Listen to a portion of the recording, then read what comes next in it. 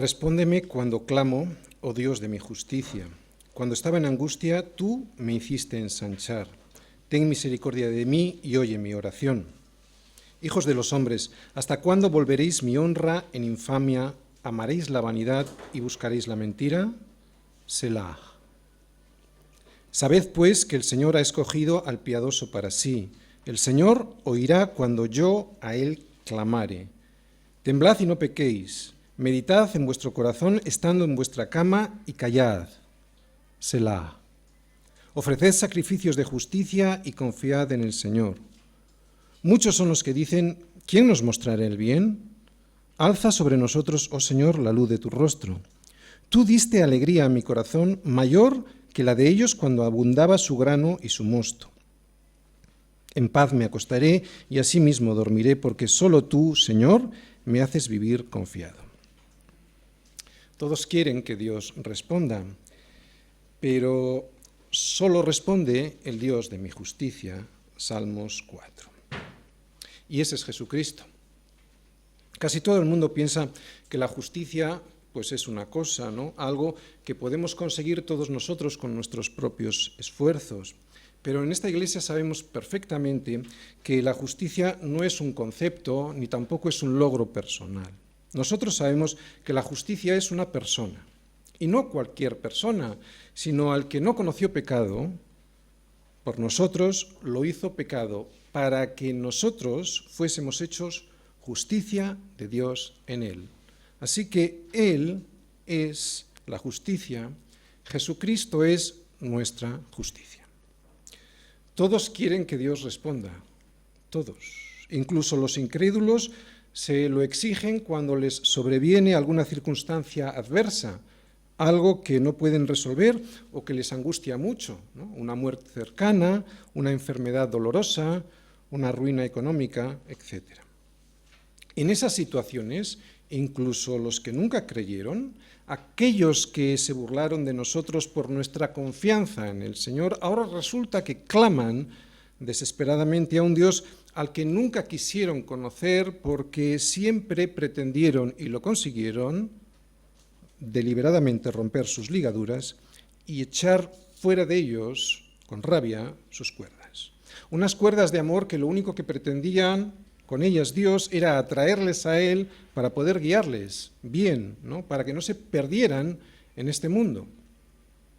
Pero resulta que en circunstancias adversas, incluso todos estos quieren que Dios responda, pero no funciona así. Dios no responde cuando y cómo a mí me da la gana, Dios no responde cómo y cuándo a mí me interesa. Dios solo responde a través de un canal que se llama justicia.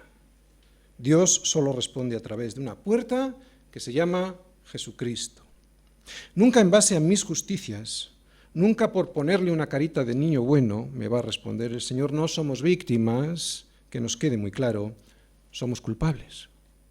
Y precisamente por esto, por ser culpables y por la imposibilidad que tenemos en nosotros mismos de presentar la más mínima justicia que Dios exige, solo podremos acceder a su presencia recibiendo su justicia como un regalo, como una gracia, que eso significa un regalo, ¿no?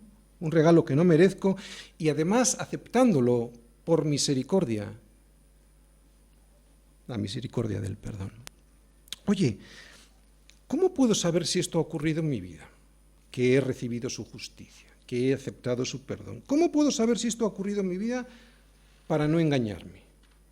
¿Cómo puedo saber si he recibido la misericordia del perdón? Pues si necesitándola, la recibí. Porque hay mucha gente que cree que no la necesita, que no necesita ser perdonado, ¿no? Como son tan buenos, pues ahí está la clave. Ahí está la clave. Si reconozco mi necesidad del perdón. Si nunca necesité, y es que la clave está en la palabra necesidad, si nunca necesité esa misericordia del perdón, si nunca me vi como un miserable pordiosero espiritual que tiene hambre y sed de justicia, que es Jesús, entonces nunca la recibí, aunque yo crea que sí. Y por eso, ¿sabes?, me será imposible darla a los demás, porque nadie puede dar aquello que previamente no recibió. Si no lo has recibido, pues no puedes darlo. ¿Cómo lo vas a dar? ¿No? Por eso la clave de nuestra vida espiritual radica en el reconocimiento de esa necesidad. ¿De acuerdo? No es acepto la justicia de Cristo en mi vida como un concepto intelectual. No, es que no va por ahí. Solo sabré realmente si lo he aceptado de verdad si reconozco esa necesidad, o sea, si me he visto como un miserable, ¿no? Soy un mendigo que, y otra vez la palabra, un mendigo que necesito, porque mendigos son todos, pero el reconocimiento de la necesidad, un mendigo que necesita esa misericordia del perdón, ¿no? Porque soy culpable. Entonces sí, cuando no me vea como una víctima, cuando me vea como el culpable de mi situación, entonces podré pedir misericordia a Dios y me será dada, porque solo los que tienen hambre y sed de justicia serán saciados. Cuarta bienaventuranza. Solo con este entendimiento previo, solo entendiendo que no soy yo quien merezco el perdón, sino que es Él quien me lo otorga y sin merecerlo, será cuando podremos tener la actitud adecuada para presentarnos delante de Dios. De lo contrario, jamás. De lo contrario, jamás Dios estará escuchando, porque Dios al soberbio, al que cree que no necesita ser perdonado, no lo escuchará, lo desprecia. Y los salmos nos ayudan muchísimo a entender cómo nos debemos comunicar con Dios, ¿no? Sobre todo nos enseñan esa forma, esa actitud que tiene que tener nuestro corazón delante de Dios. ¿Cuántas veces llegamos delante de Dios con una lista de peticiones, ¿no? Pero resulta que en los salmos nunca vemos algo parecido a esto, a una lista de la compra que le presentamos a Dios. Y aunque en Semilla tenemos, creo, una muy buena enseñanza de lo que significa la oración, no está de más repetirlo, y es que esto lo vemos mucho en los salmos, ¿no? No van con una lista de la compra, ¿no? En los salmos vamos a aprender muchas cosas, pero yo creo que una de las cosas más importantes que vamos a ver y que vamos a aprender es a observar cómo tener, y subrayo la palabra cómo tener una correcta relación con Dios a través de la oración, una relación de intimidad con Cristo, una relación honesta, una relación sin ese maquillaje que nos hace aparentar una piedad que no tenemos o que en ese momento nos falta. En los salmos vamos a aprender a presentarnos delante de Dios tal y como somos, tal y como estamos. Mira, en los salmos no vas a ver liturgias religiosas. Yo cada vez que leo los salmos lo que veo son corazones honestos, corazones sinceros, que se presentan delante de Dios tal y como son, tal y como están. ¿No? Qué diferente de la religión. Esto es lo que vamos a ver en los salmos. Corazones tal y como están delante de Dios. Y es que la única manera de poder ser restaurado es así, presentarse tal y como estás. Oye, nadie se presenta en un quirófano vestido ni maquillado, ¿no? Si yo me tengo que operar de algo, me presento delante del cirujano, ¿cómo? Pues desnudo. Si él me tiene que quitar algo malo o poner algo bueno en mi organismo, yo me presento desnudo, me pongo en sus manos tal y como soy, ¿no? No voy vestido ni con maquillaje, ¿no? Las mujeres no van de peluquería ni de maquillaje, ¿no? Van como están. Necesito ser curado. Oye, ¿y esto que es tan habitual en la vida, ¿no? Normal, que es de puro sentido común, ¿por qué no lo aplicamos en nuestra vida espiritual? En nuestra vida espiritual lo complicamos todo, ¿no? Nos presentamos delante de Dios con un rito, pues tenemos que salir de ahí. Así que fuera el rito, fuera la religión delante de Dios, fuera el maquillaje, fuera la mentira. Estoy mal, Señor, y me presento delante de ti como estoy, mal. Me presento con respeto, evidentemente, pero te pido ayuda tal y como soy, tal y como estoy. Es lo que vamos a ver en los salmos. Por eso, los salmos nos ayudan enormemente a saber cómo presentarnos correctamente delante del Señor. Este Salmo 4 es una oración vespertina. Y esto significa que el pueblo de Israel lo cantaba como una oración al caer la noche. Es importante verlo así para poderlo entender mejor, ¿no? Para poder entender mejor su contenido. Pero sobre todo, y lo más importante, es que los salmos son para los hijos de Dios. Son la medicina para los hijos que necesitan a su Señor. Este Salmo 4 es un salmo de David y es dirigido por un músico principal con Neginot, pone ahí al principio si lo veis, y eso significa que es un instrumento de cuerda, ¿de acuerdo? Vamos a ir viendo versículo a versículo. Versículo 1. Respóndeme cuando clamo, oh Dios de mi justicia. Cuando estaba en angustia, tú me hiciste ensanchar. Ten misericordia de mí y oye mi oración. Lo primero que vemos es, respóndeme cuando clamo. ¿Quién no quisiera que al levantar los ojos al cielo, Dios le respondiera? Todos quisieran que Dios les contestara, pero no vale si yo pongo mis condiciones. Dios es un Dios santo, 3 veces santo. Y esta Trinidad significa perfección. Significa que Dios tiene una santidad perfecta, sin mancha. Debido a eso, y para que nosotros podamos tener una comunicación con un Dios que no tiene mancha, y para que ese Dios nos pueda responder, hemos de presentarnos delante de Él con una justicia perfecta, que por supuesto no tenemos.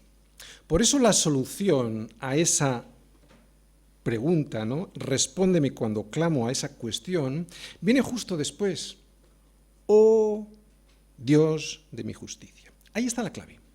Ahí está la clave de que Dios nos pueda responder al ser humano. Que Él sea mi Dios y mi justicia.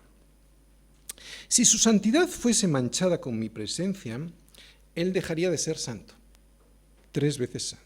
Y por lo tanto, el resto de sus atributos perderían su eficacia, dejaría de ser Dios. De todas formas, eso sería imposible. ¿Sabes por qué? Pues porque su santidad nos pulverizaría, como la luz y el calor del sol destrozaría cualquier cosa creada que estuviese cerca. Por eso, y para poder presentarnos delante de Él sin ser fulminados, hemos de acceder con una justicia igual a la de Él. Como eso es imposible, como eso no está al alcance de un ser humano pecador, hemos de clamar por su justicia, ¿no? Como dice ahí David, oh Dios de mi justicia. Si no, es imposible estar en su presencia. Si alguien no entiende o no se cree esta triple santidad de Dios, no tiene nada más que mirar a la cruz. Es ahí en la cruz donde se ve la santidad perfecta de Dios. Dios no soporta el pecado, por eso para salvar al hombre envió a su Hijo a morir en la cruz. La cruz pone de manifiesto la santidad perfecta de Dios. En la cruz tú puedes ver su justicia, su bondad y su santidad. De hecho, todos los atributos de Dios los podemos ver en la cruz. Gracia, poder, justicia, fidelidad, misericordia, santidad, soberanía, ira, amor, poder. Fíjate si le resulta detestable el pecado a Dios, que envió a morir a su Hijo para imputarte a ti su justicia y a Él el pecado tuyo, el tuyo y el mío, ¿no? Si es que acepto ese sacrificio. Él puede, o mejor dicho, tú y yo ahora podemos presentarnos delante de Dios porque se nos ha imputado una justicia que no teníamos, que es la justicia de Jesucristo, ¿no? Así, y solo así, un ser humano puede presentarse delante de un Dios 3 veces santo y ser oído sin ser destrozado. Y es que es muy sencillo de entender. Las tinieblas y la luz no pueden tener comunión. Las tinieblas y la luz no pueden habitar juntas, ¿no? ¿Por qué? Porque gana la luz. Tú si tienes 2 habitaciones, una oscura y otra llena de luz, abres la puerta que las separa y ¿qué es lo que pasa? Que la oscuridad desaparece, la luz vence, ¿no? La luz siempre hace desaparecer y disipar las tinieblas. Eso es lo que nos pasaría si nos presentamos en la presencia de Dios, sin una justicia como la de Él. De ahí la importancia de que nunca te veas como una víctima delante del Señor, un Señor que es 3 veces santo. No eres una víctima. Eres el culpable, primero, de tu propia situación y segundo, de que Cristo tuviera que venir y fuese crucificado. Ahora bien, aunque Jesús murió por todos, esa muerte no es eficaz para todos. Solo es eficaz para aquellos que acepten ese sacrificio vicario sustitutivo, no para aquellos que lo desprecien. Otra vez, puro sentido común. Yo no puedo tener y disfrutar un regalo que rechazo, ¿no? Si mi hija me hace un regalo y yo lo rechazo, no lo puedo disfrutar. Así que esto es puro sentido común, ¿de acuerdo? Sí que es válida para todos los hombres, pero solo es eficaz esa muerte para aquellos que aceptan ese regalo. Para los que lo desprecian, no. Sin embargo, como digo, para aquellos que lo desprecian, lo que van a tener que pagar es esa misma muerte que sufrió Jesucristo en ellos mismos, ¿no? ¿Quieres saber cómo Dios odia el pecado? Pues piensa en ti mismo, ¿no? Con un cáncer. Un cáncer que te va a matar y que te va a destrozar, ¿no? ¿Quieres saber cómo Dios odia el pecado? Pues vuelve a mirar a la cruz, y es ahí donde Dios destrozó y destruyó al pecado. Y que nadie diga que Dios no es bueno, ¿no? Porque Él vino a morir por ti y por mí. Por eso, si no has aceptado el regalo de su sangre, no sé lo que le podrás decir ese día que le tengas cara a cara. ¿Sabes? Nada. No podrás decirle nada, porque serás destrozado por su santidad. No te da tiempo ni siquiera a abrir la boca. Al igual que nadie puede hacer nada frente a un sol que destroza todo aquello que está en su presencia. ¿Entiendes por lo que necesitamos su justicia? Es pura física. Fíjate si es fácil de entender. Es como si Dios fuese el sol y todos nosotros estuviésemos aquí, en la tierra, protegidos por su misericordia. Y Él, esperando a que decidamos a cubrirnos con la sangre de su Hijo, para poder así ser aceptados y poder acercarnos a Él sin ser destruidos. Respóndeme cuando clamo, oh Dios de mi justicia. La justicia, como hemos dicho al principio, es una persona. La justicia es Jesucristo. Puede que en los libros de derecho lo veamos como un concepto, pero en la Biblia es una persona, es Cristo. Y ni se te ocurra clamar a Dios si previamente Cristo no es tu justicia. No te valdrá de nada, sería inútil. La verdad es que es mejor que te vayas al cine porque perderías menos el tiempo. Y es por eso, porque Dios solo responde a través de su justicia, de la justicia que es su Hijo Jesucristo. Es por eso por lo que debo de clamar. Lo primero que debo de clamar es por su justicia a mi vida, ¿no? Y acceder a esa justicia para que pueda ser yo, para que yo me pueda presentar y ser escuchado. ¿Y cómo puedo hacerlo? Por la fe. Porque por gracia sois salvos, ¿no? Por medio de la fe, nos dice Pablo en Efesios. Porque por gracia sois salvos, o sea, es un regalo. Te ha enviado el regalo de la salvación. Oye, ¿y cómo puedo acceder a ese regalo? Por un canal que se llama fe. Por eso Pablo en Efesios dice, es por gracia, por lo que sois salvos, por medio de la fe, ¿no? Y solo será entonces cuando Dios conteste en base a su justicia y por su misericordia, en base a Jesucristo, que es su justicia, y porque soy culpable, por eso es por su misericordia. ¿Lo entiendes? Mira, cuando Jesús dice, yo soy el camino y la verdad y la vida, nadie viene al Padre sino por mí, nadie viene al Padre sino por mí, nadie viene al Padre sino por mí, no solo está hablando de ese día en el que te vas a presentar delante de su presencia, no. También se está refiriendo a esto, que ni tus oraciones serán escuchadas si no tienes imputada su justicia. O sea, nadie viene al Padre sino por mí, ni siquiera en las oraciones, ¿no? Lo entiendes, ¿verdad? ¿Con qué justicia se puede presentar un hombre miserable delante de un Dios 3 veces santo, ¿no?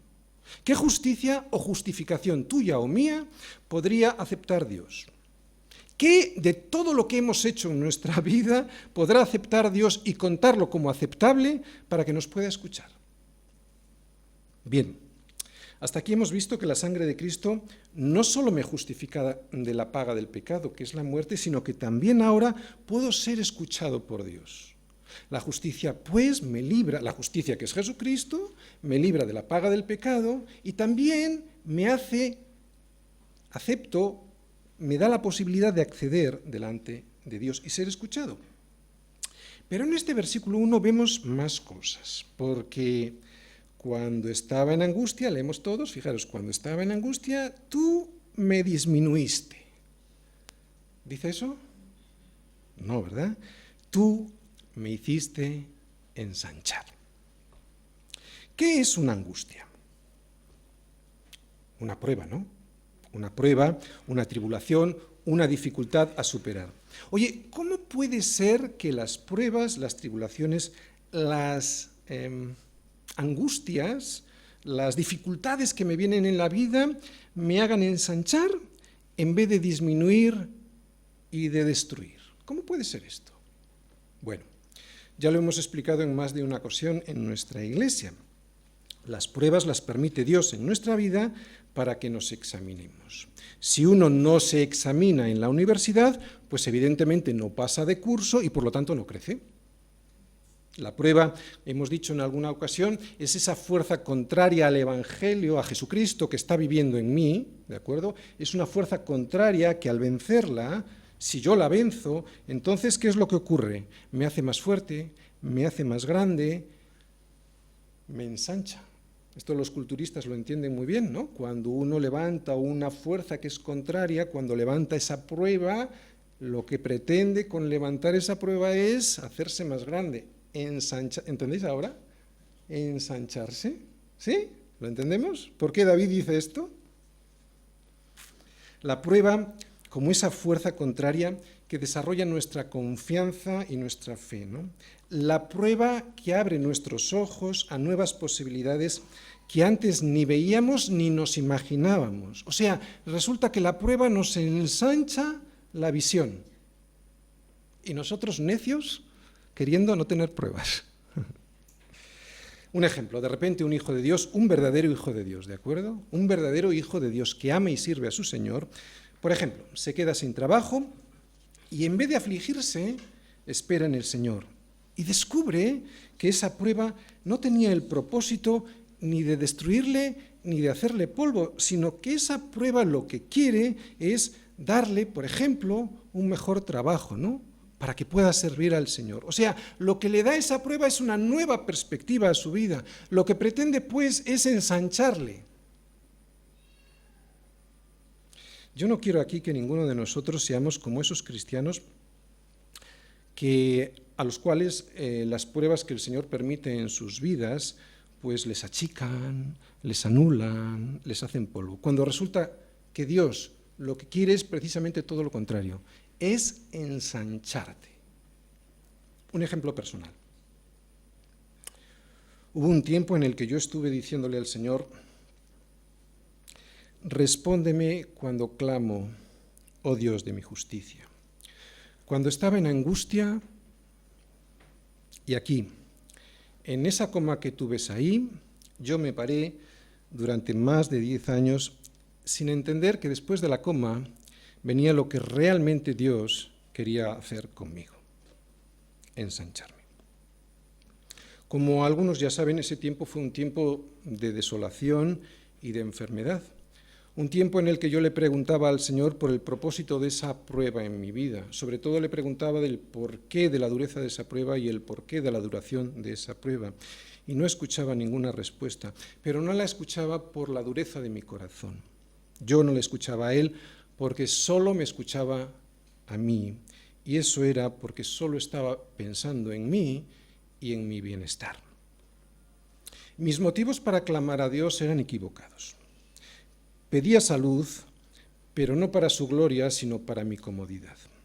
Y aunque eso parezca que está muy bien y que es muy piadoso, Dios no es mi sirvienta. Dios es mi Señor. Y yo lo único que debo de hacer es pedirle para servirle. Solo después de tener este entendimiento y de decirle: está bien, Señor, no me des salud, pero yo te voy a servir. Pues bien, después de este entendimiento y de la obediencia a ese entendimiento, el Señor me hizo ensanchar. Yo hoy no estaría aquí sirviendo a la iglesia del Señor sin esa durísima prueba que me hizo ensanchar. Por eso hoy yo también puedo decir, como dice David en este salmo: cuando estaba en angustia, tú me hiciste ensanchar. Yo sé que esto para el mundo es una locura, incluso muchos de los cristianos, con comillas, a los que yo se lo contaba, me miraban como si yo fuese un bicho raro. Pero yo sé que el Señor, después de la angustia, me hizo ensanchar, me hizo descubrir nuevas fronteras. Escucha bien esto que te voy a decir, ¿de acuerdo? Sigue siendo, vamos a decir, mi experiencia personal, pero basada en este versículo, pero puede ser muy importante para ti. El diablo me tenía engañado haciéndome pensar que yo dependía de las circunstancias, en mi caso, de mi enfermedad. Y ningún hijo de Dios depende de las circunstancias, depende de Dios. Y es que en las pruebas es donde vamos a descubrir, si las pasamos, es donde vamos a descubrir que el Señor nos hace ensanchar. Si no las aceptas y por lo tanto no las superas, ¿sabes lo que te va a pasar? Te vas a quedar en esa coma en la que yo me quedé durante más de 10 años. Una pregunta. ¿Quién se ensancha en la comodidad? La barriga, ¿no? En todo caso. ¿Sí? Pero el alma, imposible, ¿no? No se puede ensanchar el alma, ni el carácter que es conforme a Dios, ¿no? Es necesario que a través de muchas tribulaciones entremos en el reino de los cielos. Porque en la comodidad no te vas a ensanchar, que es lo que Dios quiere para ti, ¿no? Cuando veo que alguien no aprovecha la oportunidad de una prueba, por muy dura que ésta sea, esa prueba que le brinda el Señor para ser más fuerte y así poder ensanchar su camino hacia otras oportunidades que de seguro Dios tiene para ofrecerle, sino que se hinca y se clava, como yo lo hice durante muchos años, en ese victimismo de una situación concreta, me dan pena porque me recuerdan a mí y a mi estupidez. Recuerda esto, y de nuevo te lo digo, no eres una víctima. Si lees este salmo así, como una víctima, te estás equivocando. A veces Dios permite la aflicción y la angustia para que te des cuenta que te puedes ensanchar hacia otro lugar que ni te imaginabas, ¿no? En mi caso, para ser pastor, yo ni me lo imaginaba. ¿Tú crees que yo...? Ni me lo hubieran dicho, me hubiera, partido de la risa, ¿no? Resulta que Dios me quería llevar a fronteras diferentes donde iba a tener conquistas maravillosas y yo me aferraba a lo que conocía sin entender que cuando estaba en angustia, lo que quería mi Señor para mí era ensancharme. Y algo más todavía en este versículo. Fíjate lo que dice David. Ten misericordia de mí y oye mi oración. La oración la oye el Señor por misericordia. No por lo que yo hago, no por mis obras, ni siquiera porque le estoy dedicando mi vida a su servicio como pastor. Eso es un privilegio para mí. Dios no me debe nada, ni siquiera debe escucharme. No me lo debe. David no le recuerda a Dios en esta oración la cantidad de cosas que David, había hecho por Dios. Simplemente reconoce que le escucha por misericordia, ¿no? Todo lo que tenemos es por misericordia. Que Dios nos escuche es en base a su justicia, ¿recuerdas? Que es Jesucristo, y por su misericordia. Por eso son las dos palabras que os he subrayado en este versículo. Versículo 2. Hijos de los hombres, ¿hasta cuándo volveréis mi honra en infamia? ¿Amaréis la vanidad y buscaréis la mentira? Selah. Bien, Jesús dijo, yo soy el camino, la verdad y la vida. Así que, mi hermano, no debes buscar la verdad por otro camino que no sea Jesús, ¿de acuerdo? Y esto es lo que hacen los hombres. Por eso esta reflexión de David, ¿no? Que después de decirnos que Dios solo escucha en base a su justicia y por su misericordia, nos dice que lo que hacen los hombres es todo lo contrario. Fíjate. La infamia, dice tres cosas, la infamia de no tener en cuenta a Dios y a su palabra, ¿no? La infamia de deshonrar a Dios por despreciar su palabra y su consejo. La vanidad de las justicias propias, ¿no? Que Dios deba oírte por lo que haces o por lo que crees que eres. Y la mentira de creer que tú eres tu propio Dios.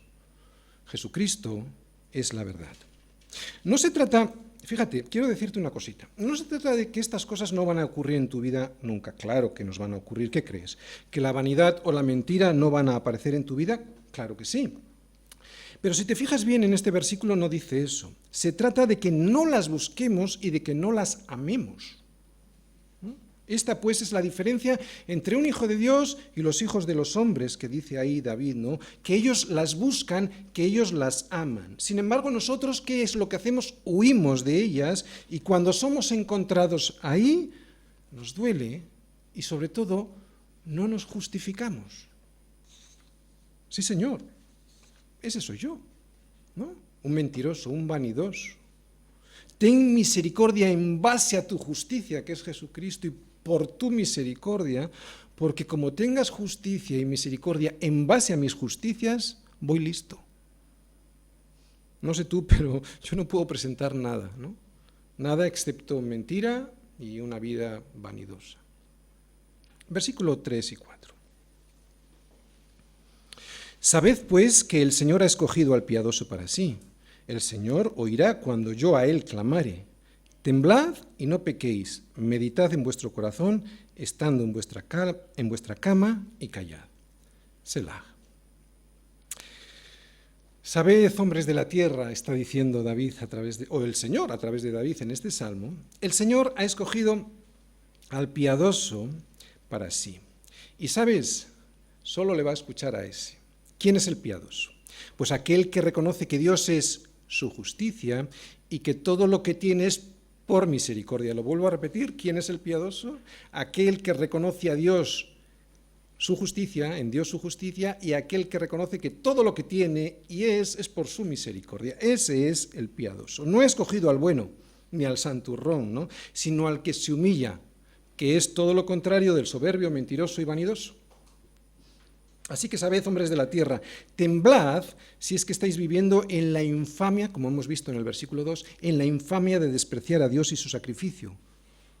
Ese sacrificio que consistió en enviar a Jesucristo, a su Hijo, a morir por vosotros. Temblad si es que creéis que Dios os debe algo por la vanidad de vuestras obras. Temblad si es que escogéis el camino de la mentira y no el camino que se llama la verdad, que es Jesucristo. Esto es lo que está diciendo en estos versículos, ¿no? Tiembla y no peques, despreciando el consejo de Dios. Y dice algo más, medita. Medita todo esto y hazlo por las noches, porque es un salmo vespertino. O sea, cuando estés en la cama. Y hazlo calladito, porque calladitos se nos ve más guapos. Es que, pero, calladito. Cualquier meditación delante de Dios que hagamos mientras nos estemos justificando será inútil.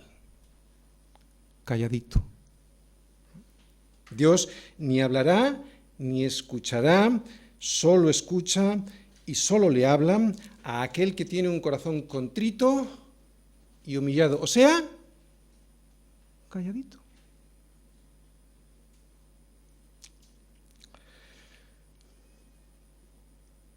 Hay muchas consejerías, y el presbiterio lo sabe porque me acompañan algunas, que vienen las personas y piensan que tienen un corazón contrito y humillado, pero solo justificaciones, ¿no? Calladito, escucha, calladito, ¿no? Eso es un corazón contrito y humillado. Es que, pero mira lo que me hizo. ¿Entendemos? La última palabra es fundamental. Y callad. Selah. Medita en ello. Versículo 5. Dice así. Ofreced sacrificios de justicia y confiad en el Señor. Bien, David sigue aconsejándonos que ofrezcamos sacrificios de justicia y vemos, fíjate en este versículo, que el mejor sacrificio de justicia es poner nuestra confianza en Dios y en su provisión para nosotros, que son sus misericordias. Es que la provisión de Dios para nuestras vidas es por pura misericordia y es para que hagamos la voluntad que Él tiene para nosotros. No lo que podemos conseguir nosotros porque somos muy buenos, ¿de acuerdo? Porque entonces ya sería un sacrificio de vanidad. Siempre tengo que reconocer que es por misericordia. Eso no significa que nos crucemos de brazos y no hacemos nada, no. Lo que significa es que todo aquello que lo hacemos porque es nuestra obligación sin más. No me gloriaré en lo que yo hice porque soy un siervo inútil. Esto es lo que nos dice Jesús, ¿no? Que después de aceptar el servicio a un Señor que es Él, lo que debemos hacer, lo hacemos porque teníamos que hacerlo y punto, ¿no? No para colgarme alguna medalla y mucho menos para que Dios me deba algo por ello. Jesús lo dijo así. ¿Acaso da gracias el siervo, acaso da gracias, está hablando del Señor, de un Señor, imaginaros un Señor, ¿acaso da gracias al siervo, este Señor, porque hizo lo que se le había mandado? Pienso que no, dice Jesús. Así también vosotros, cuando hayáis hecho todo lo que os ha sido ordenado, decid, siervos inútiles somos, pues lo que debíamos hacer hicimos. Pues bien, así deben de ser nuestros sacrificios de justicia, ¿no? Los sacrificios que hace un siervo a su Señor, un Señor que se llama justicia, que es Jesucristo, ¿no? Que aquello que debíamos hacer, lo hacemos y punto, sin esperar nada a cambio. Oye, ¿quién puede hacer esto? ¿Quién puede servir de esta manera como un siervo sin derechos? Nadie. Por eso los frutos que salen de mi vida y que son frutos de justicia, son frutos que produce Él en mí, porque yo no podría. Es imposible, no surgen de una naturaleza no regenerada, ¿no? De hecho, cada vez que lo intento en mis fuerzas, y vosotros también seguro que lo habéis comprobado, cada vez que lo intento en mis fuerzas fracaso. Sacrificios de justicia, por tanto, son frutos de justicia que hace Él en mí, si es que Él está viviendo en mí. Estamos tan llenos de nuestra propia gloria que cuando hacemos estas cosas, aquellas que decimos que hacemos para el Señor, nos cuesta ver en ellas la gloria de Dios, ¿no? Y es que resulta que siervos inútiles somos. Los sacrificios de justicia son, como os digo, los que Él hace en mí. Y eso solo es posible con un corazón contrito y humillado. Otra vez, siervos inútiles somos, pues lo que debíamos hacer, hicimos. ¿Te das cuenta cómo incluso lo que debemos hacer es por su misericordia? Quiero volver a llevarte, no hace falta porque seguro que conoces el versículo muy bien y además lo vimos el domingo pasado, Romanos 12:1, para que veas lo que acabo de decir, está muy claro. Dice así Romanos 12:1, así dice Pablo a los romanos. Así que, hermanos, os ruego por las misericordias de Dios que presentéis vuestros cuerpos en sacrificio vivo, santo, agradable a Dios, que es vuestro culto racional. ¿Cómo es que tú o yo podemos presentar nuestro cuerpo como un culto, un sacrificio vivo, santo, agradable a Dios? Por las misericordias de Dios. ¿Te das cuenta? Hasta esto, hasta poder ofrecer sacrificios de justicia es por misericordia. Versículo 6. Dice así, muchos son los que dicen, ¿quién nos mostrará el bien? Alza sobre nosotros, oh Señor, la luz de tu rostro. Muy bien, en este versículo vemos que David hace otra reflexión. Fijaros bien, porque está medio escondida. Dice así, muchos son los que dicen, ¿quién nos mostrará el bien? Pues él mismo responde, alza sobre nosotros, oh Señor, la luz de tu rostro. El bien es el Señor, y ese bien está en la luz de su rostro. Por eso David le dice, álzala sobre nosotros, porque somos nosotros los que la tenemos que mostrar al mundo. ¿Cómo crees que David podía en esos momentos reflejar la luz de su rostro si estaba pasando por dificultades? Pues muy sencillo, por lo que vimos en el versículo 1. Cuando estaba en angustia, tú me hiciste ensanchar. Gracias a las pruebas, presta atención, Porque gracias a las pruebas nosotros podemos mostrar la luz de Dios al mundo. ¿Cuándo mejor que cuando pasamos una prueba y ven que no hay nada que nos altere ni que nos destruya, sino que nos ensancha para poder mostrar la luz de Dios al mundo? Así que vuelve a leer este versículo. Fíjate, seguro que no te habías fijado. Muchos son los que dicen, ¿quién nos mostrará el bien? David se responde, ¿quién? Lo dice ahí, ¿quién? Pues nosotros, porque dice, alza sobre nosotros, oh Señor, la luz de tu rostro. ¿Para qué? Pues para que podamos reflejarla al mundo. ¿Quién sino la Iglesia podrá mostrar el bien que es la luz de su rostro? No, sobre todo, como acabo de decir, a través de las pruebas que hacen que mi fe se ensanche y puedan ver que confío en Él, pase lo que pase alrededor de mí, ¿no? La Iglesia es la esperanza del mundo, así que alza, oh Señor, sobre nosotros la luz de tu rostro.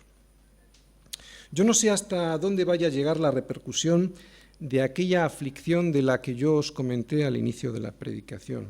Lo que sí sé es que ya, de momento, mucha gente conoció el Evangelio gracias a aquella situación que cuando estaba en angustia me hizo ensanchar.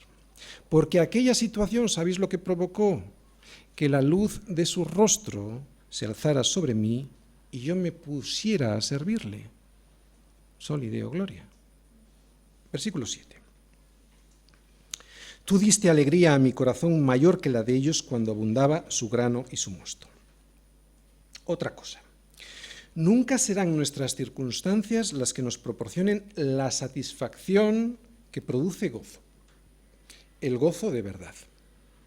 La alegría que Dios deposita sobre la cabeza de aquel que recibe su gracia es mayor, muchísimo mayor, que la de aquellos que tienen su confianza en esas cosas efímeras que se pudren y se pierden porque la polilla y el orín las corrompen.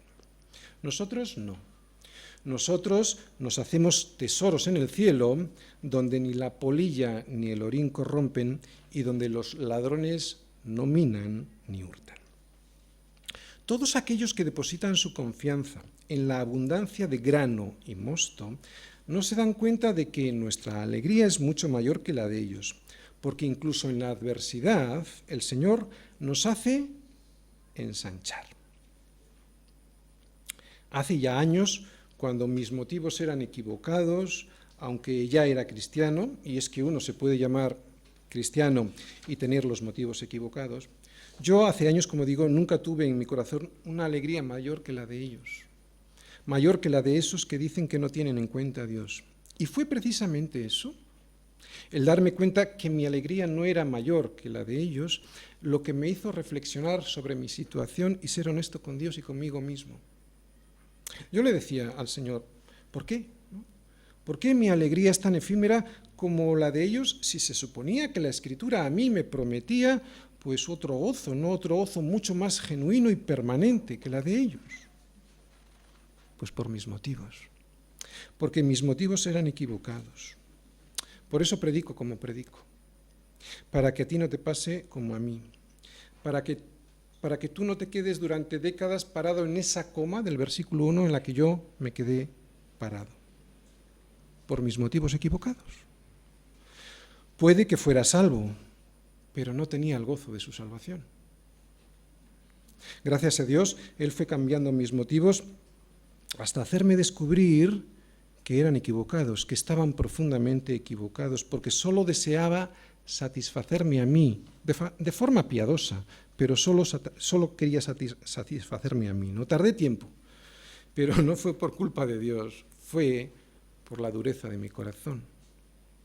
Pero cuando los motivos son los correctos, cuando acierto a dar en el blanco, entonces viene el versículo 8. En paz me acostaré y asimismo dormiré, porque solo tú, Señor, me haces vivir confiado. La prueba nos hace ensanchar. El propósito del ensanchamiento es que encontremos nuevas fronteras por las cuales Dios quiere que pasemos, como el pueblo de Israel pasó por el Jordán a una tierra mejor después de estar 40 años en el desierto. Pero hemos de recordar que el propósito final del desierto no es que te quedes a vivir en él, sino de cruzar el Jordán para que puedas entrar en su descanso, que es este versículo 8. Por eso, cuando entiendes este salmo en su verdadera dimensión, cuando lo lees de principio a fin, y no solo lees este último versículo, es cuando podrás disfrutar del verdadero descanso, que es Jesús. Solo entonces, cuando, como hemos leído, no te dominen, escucha esto, otra vez lo repito, cuando no te dominen las circunstancias a ti, sino que lo que te domine a ti, o sea, lo que te domine tu vida, sea el propósito que Dios ha establecido para tu vida, solo entonces será cuando puedas decir con una seguridad casi insultante, en paz me acostaré y así mismo dormiré, porque solo tú, Señor, me haces vivir confiado. Selah. No viene ahí, pero yo he dejado la reflexión para el final de la predicación, para decirte lo siguiente. Por la noche, cuando te vayas a acostar, puedes leer este Salmo 4 como una oración vespertina, ¿no? David lo canta así. Él está en angustia, pero sabe que esa aflicción lo va a ensanchar. Claro, si reconoce la justicia y la misericordia de Dios y rechaza la vanidad y la mentira. Por eso es que David, además de descubrir el propósito que Dios tenía para él, que era ensancharle, consigue que la luz de su rostro resplandezca sobre él. Así que tú también haz como David. Por la noche, cuando te vayas a descansar, háblale a tu alma a través de este salmo y no dejes que tu mente quede cautiva por las circunstancias que te rodean. Recuerda que es la aflicción en donde el Señor quiere ensancharte. No te claves, no te quedes ahí en la aflicción. Mira más allá porque Él quiere ensancharte. Por la noche, cuando te vayas a acostar, además, también habrás de reflexionar sobre esa prosperidad efímera, vanidosa y mentirosa de todos aquellos que, aunque les abunde el grano y el mosto, desprecian a Dios y su palabra. Por eso, por la noche, cuando te vayas a acostar, en lugar de quejarte por tu mala suerte, quédate calladito. ¿Vale? Lo dice el Salmo, no lo digo yo. Recuerda que la verdadera prosperidad no es tener cosas, ¿no? Sino que la verdadera prosperidad es la eterna, que la verdadera prosperidad es estar viviendo en Él porque Él es la vida. Vida eterna incluso aquí, ahora, mientras estamos viviendo en esta tierra. Por la noche, cuando te vayas a acostar, recuerda también que en vez de estar quejándote a Dios por todas esas cosas que no tienes tú, pero que los demás sí, una novia, un coche, una casa, un trabajo, cosas todas ellas muy buenas, pero que si te fijas en ellas, a lo único que te llevará es a envidiar y a equivocarte, porque querrás tener lo mismo. Y puede que eso, por muy bueno que sea, no sea lo que Dios tiene para ti. O sí, igual lo quiere para ti, pero no sea el momento. Como digo, por la noche, en vez de estar quejándote por esas cosas que no tienes, recuerda pedirle a Dios otra cosa que hemos visto en el Salmo. Otra cosa que sí es su voluntad. Recuerda pedirle a Dios por esto. Poder ser un reflejo de su gloria, de la luz de su rostro, para que los demás puedan llegar a conocer a Cristo. Daniel 9, 18. Dice así: Inclina, oh Dios mío, tu oído y oye. Abre tus ojos y mira nuestras desolaciones y la ciudad sobre la cual es invocado tu nombre. Porque no elevamos nuestros ruegos ante ti confiados en nuestras justicias, sino en tus muchas misericordias. Todos quieren que Dios responda, pero solo responde Dios a través de su justicia y a través de sus muchas misericordias. Solus Christus, soli Deo gloria. Amén.